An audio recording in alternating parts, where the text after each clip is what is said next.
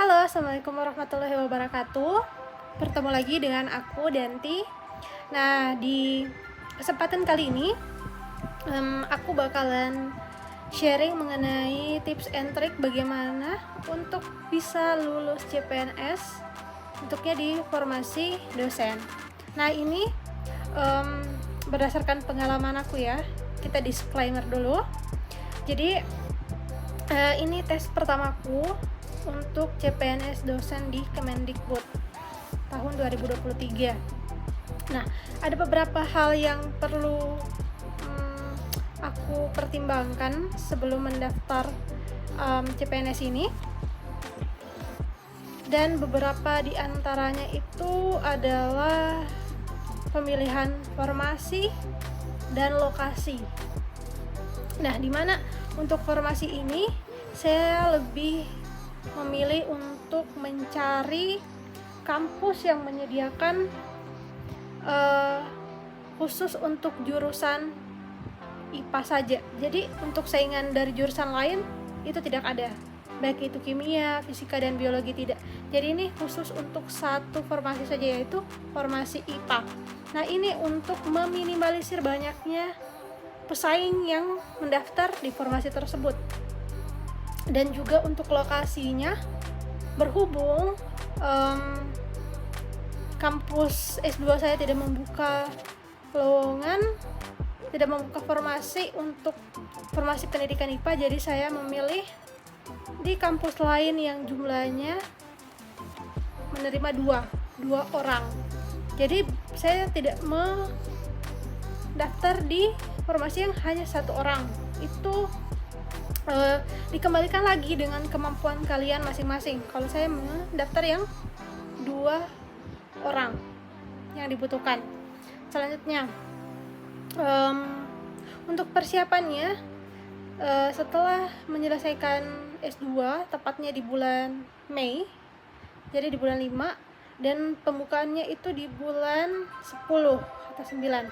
Jadi saya membutuhkan waktu persiapan 7 bulan untuk belajar SKD. Jadi saya mengikuti berbagai bimbel dan melakukan tryout, jadi kayak simulasi untuk mengetahui skor yang dapat saya peroleh dan memanajemen waktu dalam pengerjaannya.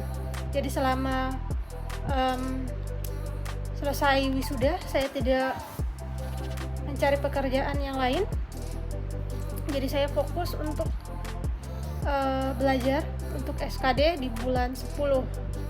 Dan yang terpenting adalah kita harus mempersiapkan administrasi, yaitu berkas-berkas terkait dengan yang dibutuhkan seperti ijazah, selanjutnya KTP, dan transkrip nilai, dan ada beberapa lagi yang lainnya. Nanti kalian bisa baca dan men-sharing di internet. Dan untuk formasi, kalian harus menyesuaikan dengan jurusan kalian yang linear. Jadi jangan pernah mendaftar yang tidak linear dengan jurusan yang kalian punya, karena itu adalah langkah awal yang salah, dan dipastikan kalian tidak akan lolos jika ada perbedaan linearitas jurusan. Oke guys, selanjutnya apa lagi? Saat tes. Jadi usahakan kalian datang itu tepat waktu dan mengikuti semua arahan, baik itu dari segi pakaian dan hal-hal apa saja yang bisa dibawa masuk di dalam ruang ujian. Jadi jangan sampai terlambat mengikuti tesnya. Mengikuti saran dari orang tua kah, saudara. Jadi itu menurutku pribadi itu sangat berpengaruh dalam proses persiapan. Kalau kalian tidak niat, mungkin bisa saja lulus, tapi kebanyakan sih itu tidak lulus, karena kan sudah niatnya saja tidak ingin menjadi PNS ya. Jadi bagaimana kita bisa melakukan semuanya dengan sungguh-sungguh dan melakukan persiapan dengan sepenuh jiwa, karena ini kan kita menyisihkan waktu untuk bisa belajar di tengah-tengah kesibukan bagi yang sudah bekerja.